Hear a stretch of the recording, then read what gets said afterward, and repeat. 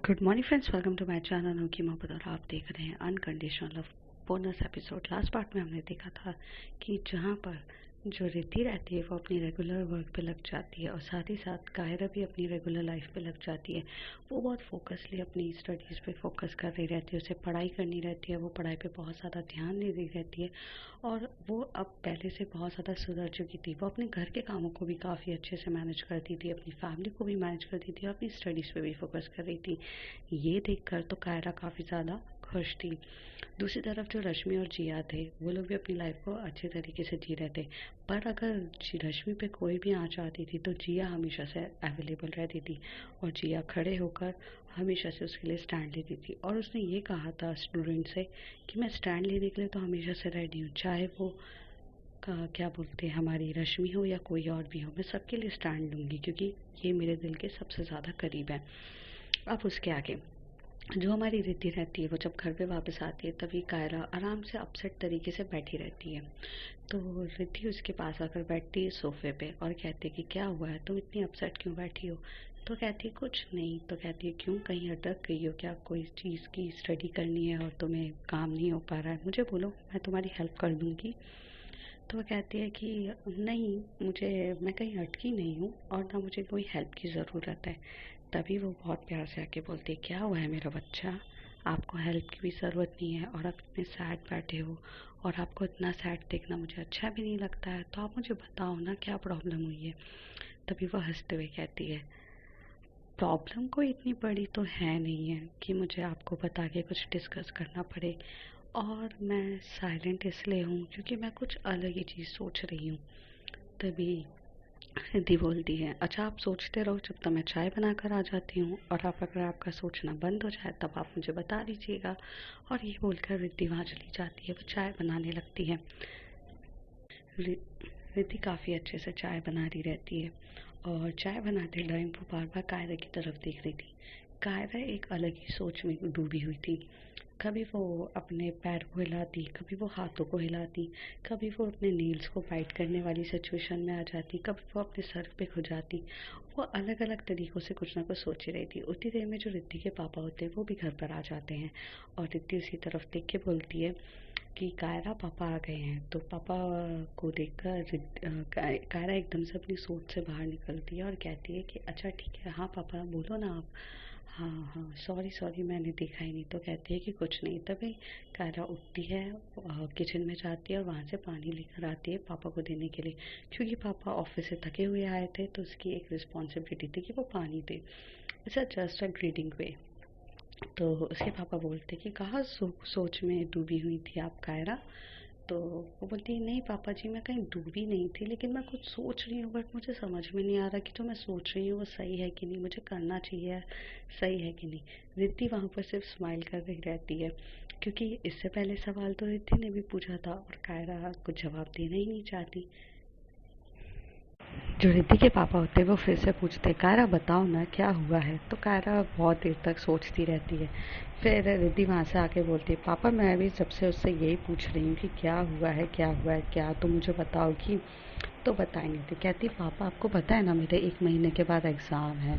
तो कहते हैं हाँ, तो तुमने पढ़ाई नहीं करी है क्या, जो तुम इतनी ज़्यादा टेंशन में हो। तो कहती नहीं नहीं पापा, पढ़ाई तो मैंने बहुत अच्छे से कर ली है, पर प्रॉब्लम ये है कि। तो पूछते हैं हाँ क्या प्रॉब्लम है। तो कहते बस प्रॉब्लम ये है पापा कि 1 महीने से पहले पहले हमारे लिए कैंपस सिलेक्शन होने वाला है और तनु चाहती है कि मैं उस कैंपस सिलेक्शन में बैठूं। तो रिद्धि बहुत ध्यान से ये बात सुन रही रहती है। तभी वो उसे बोलती है कि हाँ तो इसमें प्रॉब्लम क्या है। तो इसमें प्रॉब्लम क्या है, तुम्हें जाकर बैठना चाहिए, देखना चाहिए क्या इशू हो गया है। तो कहती है कि अरे मतलब, अरे आप समझ नहीं रहे हो, कैंपस सिलेक्शन मतलब मुझे जॉब मिलेगी। तो कहती हाँ जॉब तो मिलेगी। तो कहती है अगर जॉब मुझे मिलेगी तो मुझे जाना पड़ेगा ना। तो वह कहती है कि हाँ जॉब जहाँ मिलेगी वहाँ जाना पड़ेगा। तो कहती है तो मुझे नहीं जाना है कैंपस क्योंकि मैं नहीं चाहती हूँ कि मैं आपसे दूर हूँ। तभी जो वहाँ पर हंसते हुए उसके पापा कहते हैं देखो बेटा, मैं इस बारे में सिर्फ आपसे इतना ही कहूँगा, बहुत ज़्यादा इम्पोर्टेंट होता है अपना करियर। करियर बहुत इम्पोर्टेंट होता है और मैंने यही चीज़ हमेशा से रिद्धि को भी सिखाई है। तो लाइफ में जो बनना है ना उसके लिए कभी सेक्रीफाइस मत करो। तुम जाओ कैंपस सिलेक्शन दो, हो सकता है कैंपस वालों से बात करो कि तुम्हें कौन सी लोकेशन चाहिए। अगर यहाँ पर तुम रिद्धि के लिए एडजस्टमेंट करने के लिए तैयार हो तो रिद्धि भी तुम्हारे लिए एडजस्टमेंट करेगी और उसे करना आना चाहिए। तभी कायरा रिद्धि की तरफ देखती है और रिद्धि स्माइल करते हुए बोलती, सही बात कहा है पापा ने, थोड़ा बहुत तो मुझे भी एडजस्ट करना पड़ेगा। तभी वो बोलते हैं, देखो मेरी दोनों बेटियां हैं, मैं ये नहीं कहूँगा कि एक बेटी हमेशा से सेक्रीफाइस करती रहे और दूसरी आराम से घूमे। सच बात है तो ये चीज़ करनी पड़ेगी और ये बात चीज़ तुम जान लो।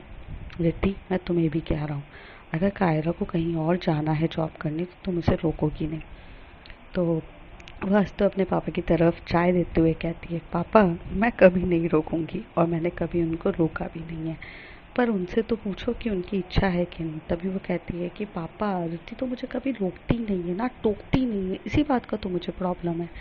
अगर वो मुझे रोकेंगी टोकेंगी तो मुझे अच्छा लगेगा, बट वो तो कुछ ज़्यादा ही अच्छी हैं और यही बात की वजह से मुझे अच्छा नहीं लगता। तो पापा प्लीज़ मुझे नहीं जाना है कहीं और। तो कहते बेटा अच्छा ठीक है, नहीं जाना है बात की बात है, तुम जाओ कैंपस तो दो। तो कहती है अगर जॉब लग गई तो कहती है तो अच्छी बात है।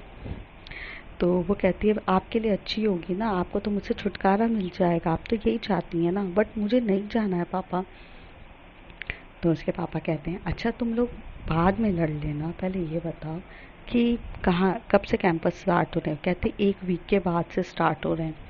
तो वो जो उसके पापा रहते हैं रिद्धि के, वो बहुत सपोर्टिव रहते हैं, बहुत ज़्यादा सपोर्टिव, वो हर टाइप की सपोर्टिव देना चाहते हैं। तभी वो उसको बोलते हैं रिद्धि तुम जाओ और उसके साथ दिल्ली जाओ और उसको जो भी कैंपस सिलेक्शन करना है उसमें तुम उसके साथ रहोगी, ठीक है, मैं मना नहीं कर रहा हूँ। तो वो कहते कि पापा आप क्यों आप ना, मैंने सोचा था आप मुझे मना कर दोगे और इसी बहाने मुझे नहीं जाना पड़ेगा, लेकिन आप भी हाँ कर रहे हो। तो कहते बेटा तुम्हारी करियर की बात है, मैं ऐसे कैसे मना कर दूँ, फिर तो कल जाके भेदभाव हो जाएगा ना कि अपनी बेटी की खुशियाँ देखी मैंने, तुम्हारी नहीं देखी, मैं इस टाइप का नहीं हूँ, तुम जानती हो।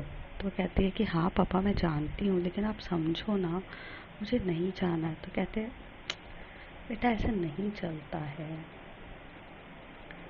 तो कहती है कि पापा प्लीज़। तो कहती है कि हाँ बेटा समझने की कोशिश करो।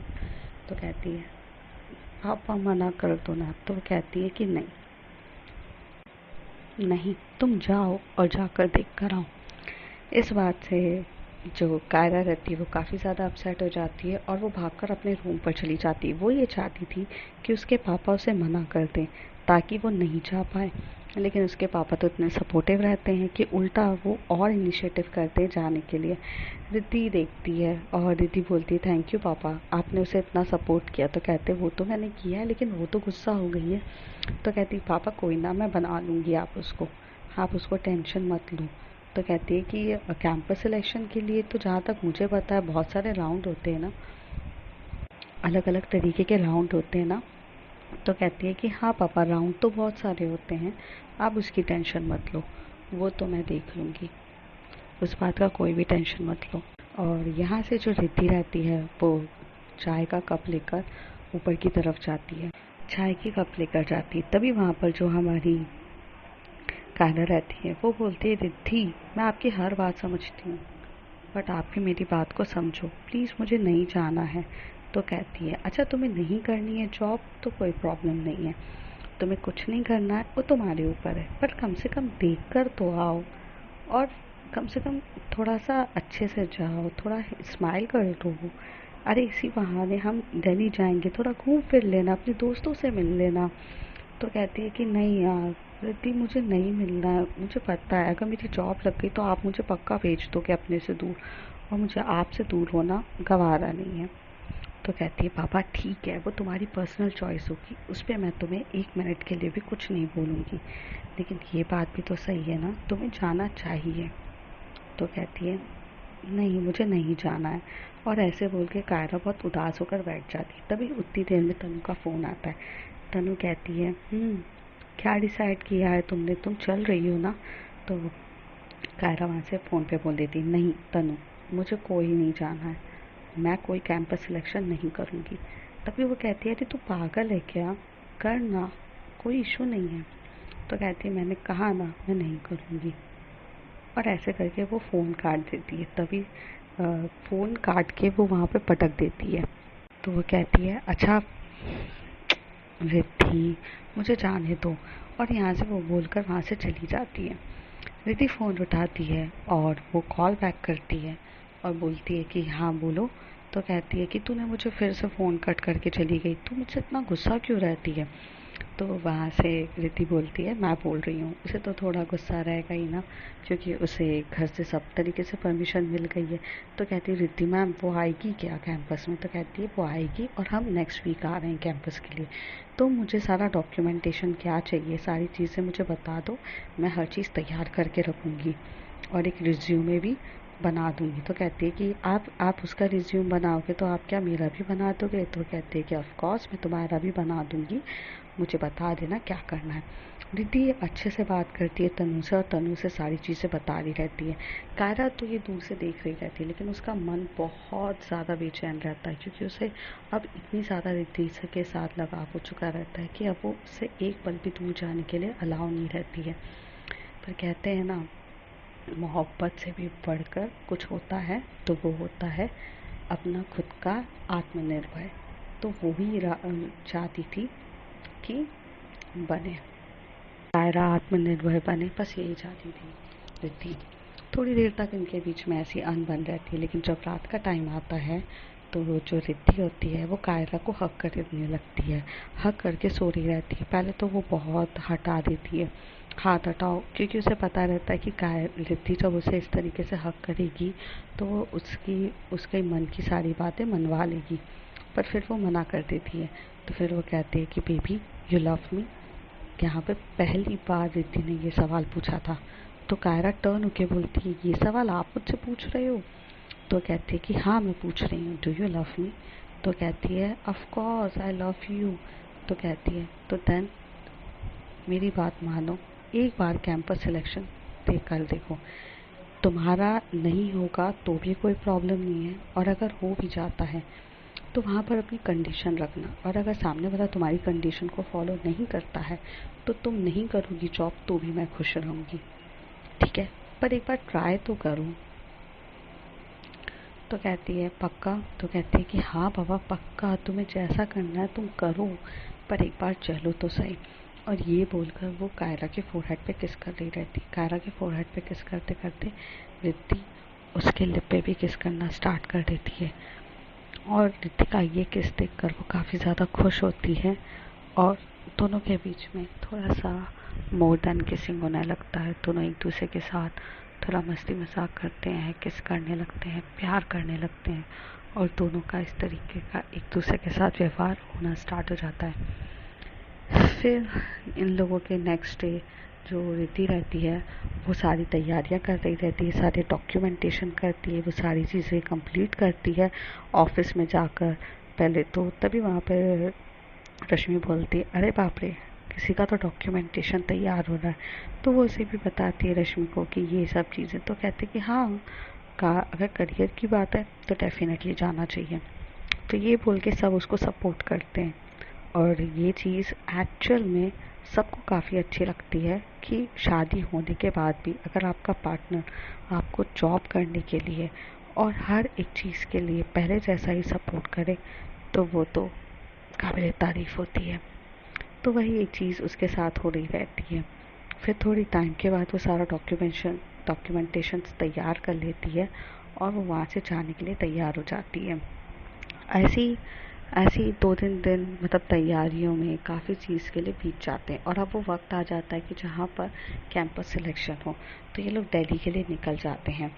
जो कायरा रहती है वो रिद्धि के साथ दिल्ली जाती है, पर रिद्धि के साथ जाते टाइम वो बार बार रिद्धि को ये कहती है कि मैम, वो कहती है कि बेबी ज़रूरत नहीं है, मैं हैंडल कर लूँगी, तुम क्यों चल रही हो मेरे साथ? तो कहती है, एग्ज़ाम देने जब तुम जाओगी तो मैं तुम्हारे साथ नहीं जाऊँगी, पर अभी मेरा चलना काफ़ी ज़्यादा ज़रूरी है। मैं ये देखना चाहती हूँ कि तुम एग्ज़ाम दोगी कि नहीं, मतलब तुम कैंपस में जाओगी कि नहीं। पता चला तुम गई नहीं, तो कहती इतना भरोसा नहीं है मुझ पर। तो कहती भरोसा तो तुम्हें अपनी जान से भी ज़्यादा है, पर जहाँ करियर का सवाल आएगा मैं थोड़ी सी स्ट्रिक्ट हूँ। तो मुझे इंस्ट्रक्शन सब जगह से मिले हैं, मुझे तुम्हें लेकर ही जाना है। और ये बोलकर वो वहाँ पर चली जाती है। दोनों काफ़ी ज़्यादा स्माइल कर रहे रहते हैं एक दूसरे की तरफ। फिर जैसे ही वो लोग जाते हैं तो वहाँ से तनु भागते हुए आती है, और तनु भागते आते से ही कायरा को हग करने लग जाती है, और हग करते हुए बोलती है ना it's good to see you. तो वो कहती है ओके। तो फिर वो कहती है कि यार मतलब मैं बहुत नर्वस हूँ। तो कहती है कोई बात नहीं। उतनी देर में पीछे से वहाँ से मोहिनी आती है परी के साथ। परी और मोहिनी के बीच की भी बहुत सारी चीज़ें अब काफ़ी बेटर हो चुकी थी, और वो दोनों अपनी पहले जैसी लाइफ पे वापस आ गए थे। मोहिनी के पापा चाहकर भी कुछ नहीं कर पाए थे। मोहिनी के पापा के पास कोई ऑप्शन नहीं रहता है। मोहिनी कभी घर वापस आने की बात ही नहीं करती है, और वो वहाँ पर अपनी स्टडीज़ और ये सब चीज़ों में कुछ ज़्यादा ही बिजी हो जाती है। वो इन कुछ महीनों में अपने पापा के से मिलने भी नहीं आई थी, और जब वो अपने पापा से मिलने नहीं आई तो उसके पापा कुछ उस पर अपना लोभ झाड़ भी नहीं पाए। और ये बात देखकर काफ़ी ज़्यादा जो हमारी मोहिनी रहती है वो खुश रहती है कि उसके पापा मतलब कम से कम और प्रॉब्लम्स क्रिएट नहीं कर रहे हैं। और पापा को कभी भी उसकी पढ़ाई से प्रॉब्लम नहीं थी, बस उसके रिलेशनशिप से प्रॉब्लम थी। लेकिन अब उस पर भी क्या कर सकते थे, अब बेटी को लड़कियां ही पसंद है तो क्या कर सकते हैं। पर अब वो इस सब चीज़ों में इतने ज़्यादा पीछे नहीं पड़ते हैं, और वो एज इट इज़ छोड़ देते हैं चीज़ों को। और जो हमारी मोहिनी रहती है वो बहुत काफ़ी अच्छे से और मस्ती मजाक में उससे बात कर रही रहती है। ये कैशर ना हमारी कायरा को भी बहुत अच्छा लगता है कि वो उसके साथ पहले जैसे कर रही रहती है। परी भी बहुत अच्छे से करती है, और वो कहते हैं कि मुझे तो लगा ही नहीं था कि तुम आओगी। तभी वो कहती है मुझे तो आना था, और रिद्धि ही मुझे लेकर आई है। तो वो रिद्धि की तरफ देखती है और बोलती है कि मैम बहुत अच्छा काम किया आपने, लेकर आए हो। रिद्धि को सब मैम ही करके बुलाते थे, क्योंकि रिद्धि उस टाइप की बंदी थी ही जो सबके दिलों को जीत ले, और फिर उससे कोई तहजीब से बात ना करे, ऐसा कभी हो सकता था। तो यहाँ पर परी और क्या बोलते हैं हमारी मोहिनी भी बहुत प्यार से बात करते हैं। अब कैंपस सिलेक्शन का टाइम आ जाता है, और जहाँ पे कैंपस सिलेक्शन की बातें चल रही रहती हैं, रिद्धि बोलती है कि तुम पैनिक मत हो ना, आराम से जाओ, जितना हो सके करो, जैसा फील हो वैसा करो, और कोई टेंशन लेने वाली बात नहीं है। तो कहती है कि पर मुझे नहीं करना है। तो कहती है तुम जाओ तो सही। और ऐसे वो एक राउंड होता है, फर्स्ट राउंड होता है जो एक रिटन राउंड होता है जिसमें एप्टीट्यूड टेस्टिंग होती है। उसके लिए सबके सब बैठ जाते हैं। एप्टीट्यूड टेस्टिंग में करीब बहुत सारे बच्चे बैठते हैं, लेकिन उसमें से सिलेक्शन सिर्फ और सिर्फ 50 बच्चों का ही होना था। तो फर्स्ट राउंड जब चल रहा रहता है तो सबके सब बहुत फोकसली रहते हैं, और यहाँ पर जो तनु रहती है वो कायरा की तरफ देखे जा रही रहती है, और जैसे वो उसे इशारों में बोली अरे पता ना यार क्या करना है, मुझे कुछ नहीं आता है। कायरा रहती है वो भी उसे बता रही रहती है अरे सुन ना, 1 का जो है वो ए है, 2 का बी है, ऐसा करके वो भी इशारों में उसे बता रही रहती है। यहाँ पर जो परी होती है वो भी कहती है अरे मुझे भी तो बताओ यार, मैं ही फेल हो जाऊंगी, ऐसा ना करो प्लीज़ प्लीज़ बताओ बताओ। और यहाँ पर ये लोग इशारों में ही सही पर चीटिंग तो सबके सब कर ही रहे थे, और इनको ये चीटिंग करने में इतना मज़ा आ रहा था कि जैसे वही कुछ पुराने दिन याद हो जाते कि जहाँ चीटिंग कर रहे रहते, वो लोग मस्ती मजाक कर रहे रहते। फिर फाइनली थोड़ी देर के बाद निकल जाती है। जो रिद्धि रहती है बाहर इन लोगों का वेट कर रही रहती है। जैसे ये लोग वापस आते हैं तो वो पूछती कि काम हो गया, तो ये लोग कहते हैं कि हाँ काम हो गया है और काफ़ी अच्छे से हुआ है। तो तभी तनु बोलती है यार मैं तो आज फेल ही हो जाती अगर तू मेरी मदद नहीं करती। Thank you Kaira. तो कायरा बोलती है तुम लोग चीटिंग कराते ही हो मुझसे, मैं पता इतनी अच्छी लड़की हूँ कि मैं चीटिंग करना पसंद नहीं करती हूँ, लेकिन फिर भी तुम लोगों से रहा नहीं जाता है मुझे चीटिंग कराते हुए। तो कहती है चीटिंग करने का मज़ा ही कुछ और रहता है, परी कहती है। और यहाँ पर मोहिनी कहती कि यार हम मस्ती मजाक नहीं करेंगे तो कैसे चलेगा, और दोनों एक दूसरे की मदद नहीं करेंगे तो कैसे पास होंगे। फिर ये लोग ऐसी थोड़ी देर तक ऐसी मस्ती मजाक करते हैं, और करीब आधे घंटे के बाद रिज़ल्ट डिक्लेयर होते हैं, जिसमें करीब 25 लोग सिलेक्ट होते हैं, और 25 लोगों के सिलेक्ट होने पर वो सेकंड राउंड की तरफ जाते हैं और जिसमें इन चारों का भी नाम आ जाता है कि लोग काफ़ी ज़्यादा खुश होते हैं। लेकिन इन सारी खुशियों में सिर्फ एक जन कोई खुश नहीं थी, वो थी कायरा। क्योंकि कायरा को ये जॉब करना ही नहीं था। उसे तो इस बात का डर था अगर जॉब कहीं और लग गई तो रिद्धि तो बस इतनी बड़ी वाली हैं कि मुझे छोड़ देंगी। और रिद्धि यहाँ पर सोच रही थी कि कायरा कितना डर रही है यार, इसमें डरने वाली क्या बात है, मैं सब कुछ मैनेज कर लूँगी, पर इसे समझाएगा कौन। फिर वो कहती हैं कि छोड़ो। फिर सेकंड राउंड होता है, तो वो एक सेकंड राउंड होता है एक डिबेट राउंड, जिसमें सबके सब एक डिबेट कर रहे रहते हैं। जहाँ पर एक डिबेट होता है, अलग अलग टॉपिक्स में डिबेट हो रहे रहते हैं। कोई टॉपिक डिबेट होता है पॉलिटिक्स के ऊपर, किसी को अगेंस्ट में बोलना रहता है, किसी को फेवर में बोलना रहता है। फिर कहीं टॉपिक होता है कि भाई हमारे इंडिया में जो लॉ है वो सही है कि नहीं, उसके अगेंस्ट और चीज़ों के लिए, क्या हमारी जुडिशल सिस्टम सही है या अभी भी गलत है, और क्या बहुत सारे ऐसे अलग अलग जो करंट अफेयर्स के जो रहते हैं उन सब के ऊपर टॉपिक चल रहा रहता है। जिसमें जो कायरा रहती है वो भी बहुत अच्छे से जवाब देती है, और वो जिसके अपोजिट दे रही रहती है वो तो इंसान इतना सीधा साधा रहता है कि वो लड़का बोल ही नहीं पाता है। तो कायरा जीत जाती है। फिर कायरा सोचती है कि यार क्यों जीती मैं, इसको बोलने का इतना मौका तो दिया था मैंने, बोल देता। और यहाँ पर जो तनु रहती है उसके अगेंस्ट में तो इतना खतरनाक पर्सन खड़ा रहता है, पर फिर भी तनु तो अपने जोश अपने जज्बे को कभी ख़त्म ही नहीं होने देती है, और वो इतना पक पक करके बोले जा रही रहती है, बोले जा रही रहती है, पर वो हार नहीं मानती है। और फिर वो बहुत जोश वगैरह में बोलती है, तो ताकि जाकर उसका इतना इंथुसियास्टिक तरीका, भले उसने बहुत सारी चीज़ें थोड़ी गलत भी बोली थी, पर बोलने का तरीका नॉन स्टॉप और लोगों की बात को काट कर अपनी बात को रखना, ये चीज़ें वहाँ के लोगों को काफ़ी पसंद आता है। तो उसका उसका भी वो सेकंड राउंड क्लियर हो जाता है। यहाँ पे परी के सामने जो इंसान रहता है वो भी उसे बहुत टक्कर की जवाब दे रहा रहता है, और वो भी आखिर उससे जीत जाती है, और सेम मोहिनी भी जीत जाती है। तो यहाँ पर सबके सब सिलेक्ट हो जाते हैं। जब सेकेंड राउंड के बाद अब होता है थर्ड राउंड। ये पूरा एक दिन के ही काम रहता है। फिर एक दिन में जब सेकेंड राउंड हो रहा रहता है, तो सेकेंड राउंड होता है ग्रुप डिस्कशन, जीडी राउंड, जिसमें सब के सब अपना आप जीडी तरीके से कर रहे रहते हैं। कायरा तो चाहती थी कि इस राउंड पे वो निकल जाए, पर फिर इस राउंड पे भी सब सेलेक्ट हो जाते हैं। अब होता है फाइनल राउंड, जिसे बोला जाता है इंटरव्यू राउंड, जहाँ पर पर्सनली इंटरव्यू कंपनी एक दूसरे के साथ लेती है। जब वो फाइनल इंटरव्यू का राउंड हो रहा रहता है, तो यहाँ पर जो रिद्धि है वो कायरा के पास आकर बोलती है, तुम्हारे मन में जो भी डाउट है तुम क्लियर करके आना, तुम्हें जैसा बोलना है वैसा बोलना, डरना मत किसी चीज़ के लिए। और ये बात सुनकर कायरा को आज थोड़ी मतलब खुशी इस बात की होती है कि हाँ चाहे कुछ भी हो, अब कायरा जीते या हारे फ़र्क नहीं पड़ता। पर ये बात अच्छी लगी उसको कि इस बार उसने फोर्स नहीं किया था रिद्धि ने। वो जाती है, जब उसका इंटरव्यू सेशन होता है तो इंटरव्यू वाले उससे बहुत सारे सवाल पूछते हैं, मतलब चीज़ों से रिलेटेड, फाइनेंस से रिलेटेड, और उसका ये इंटरव्यू भी काफ़ी अच्छा जाता है। फिर उससे बोलते हैं कि अगर आप सिलेक्ट हो जाओगी तो आप हमारे साथ दिल्ली में यहाँ जॉब करना चाहोगी तभी। वहाँ से कायरा खड़े होकर बोलती है, मैम मैं आपके यहाँ जॉब तो करना ज़रूर चाहूँगी और मैं जॉब से पीछे नहीं हट रही हूँ, पर सॉरी मैम, मैं दिल्ली में जॉब नहीं कर सकती हूँ। तो तभी वहाँ से वो बंदा पूछता है, क्यों आप जॉब क्यों नहीं कर सकते हो, आप तो अभी आपके पास इतनी अच्छी अपॉर्चुनिटी है, अगर आज आपने ये अपॉर्चुनिटी खो दी तो आपने हमेशा के लिए कुछ ना कुछ चीज़ें खो दोगे, आपको मतलब रखना चाहिए। तो कहती है, सर अगर मैंने ये अपॉर्चुनिटी ले ली तो मैं अपनी फैमिली को खो दूँगी। तो वो कहती है कि फैमिली को खो दोगी मतलब?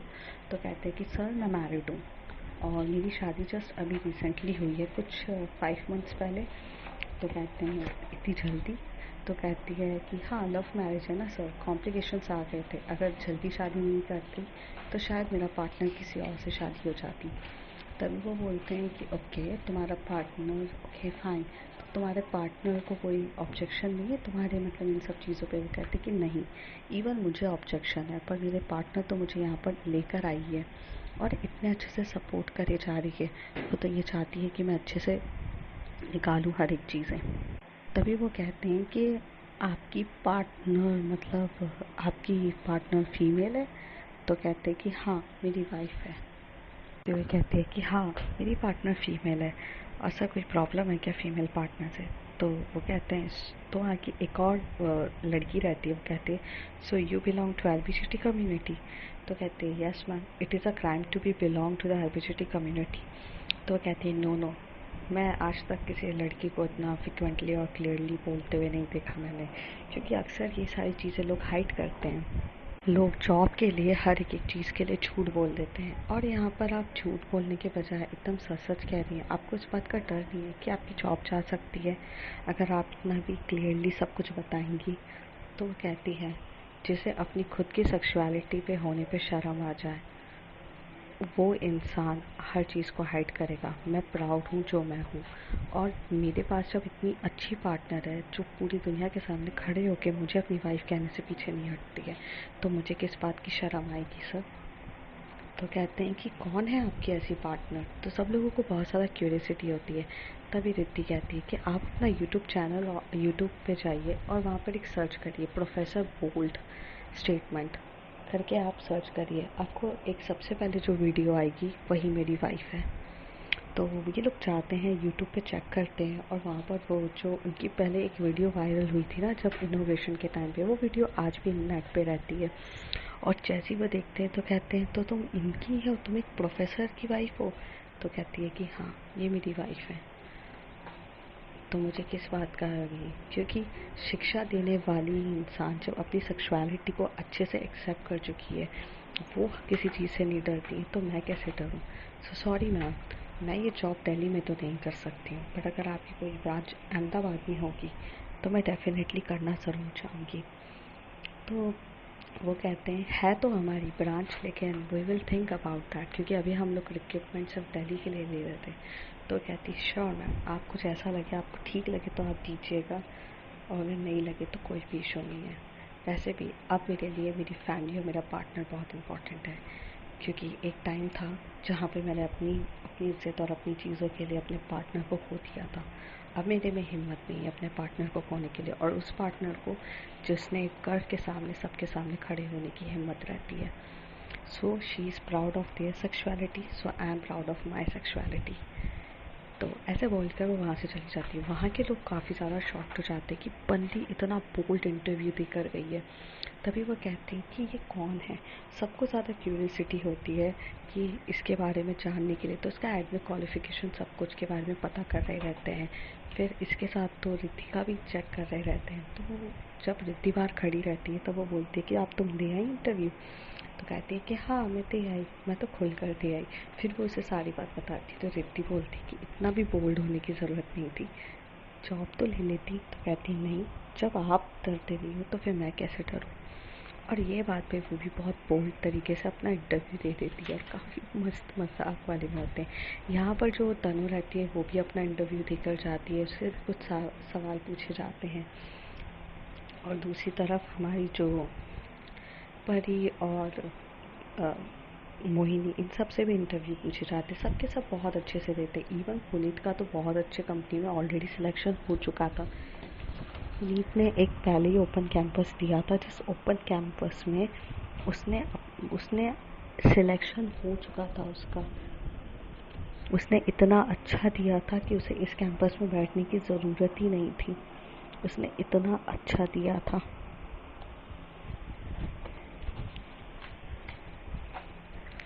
तो यहाँ पर ना सब खुश होते हैं। फिर रिज़ल्ट अनाउंसमेंट की बारी आती है। तो जहाँ पर रिज़ल्ट अनाउंसमेंट होते हैं, जिसमें परी का नाम आता है, मोहिनी का नाम आता है और तनु का नाम आता है, कायरा का नाम नहीं आता। तो कायरा तो पहले से ही खुश हो जाती है। वहाँ की जो हेड रहती हैं वो कहती हैं कि यहाँ पर ये सारे बच्चे तो सिलेक्ट हुए ही हुए हैं, लेकिन यहाँ पर एक लड़की है जिसने हमारा दिल जीत लिया, जिसने अपनी इतने ओपन स्टेटमेंट देकर हमें सबको ये चिंता में डाल दिया कि हम अगर उसे चांस नहीं देंगे तो ये हम उसके साथ गलत करेंगे। तो हाँ, यह है कायरा शाह। कायरा शाह को हम ये देना चाहते हैं। अब कायरा अपना सरनेम लिखती थी कायरा मिश्रा से, अब उसका शाह हो जाता है, तो अब कायरा शाह को बुलाया जाता है। कायरा वहाँ से उठ के जाती है और कहती है मैं सिलेक्ट हो गई। तो कहते हैं कि हाँ, हम आपको अलाउ करना चाहते हैं, लेकिन आपकी भी टर्म्स एंड कंडीशन को भी हमने ध्यान में रखा है, इसलिए आप हमारी कंपनी को ज्वाइन करोगी अहमदाबाद में। ये सुन के कायरा भी खुश हो जाती है, रिद्धि भी खुश होती है, और साथ ही साथ सबके सब खुश हो जाते हैं। तो अब फ्रेंड्स देखते हैं आगे क्या होता है। If you like my story, like share and subscribe and thank you. और थोड़ी सी हेल्थ इश्यूज़ चल रहे हैं तो वॉइस थोड़ा सा होगा, आप अवॉइड करिएगा, ठीक है। तब तक के लिए bye bye, take care. If you like share and subscribe करिए।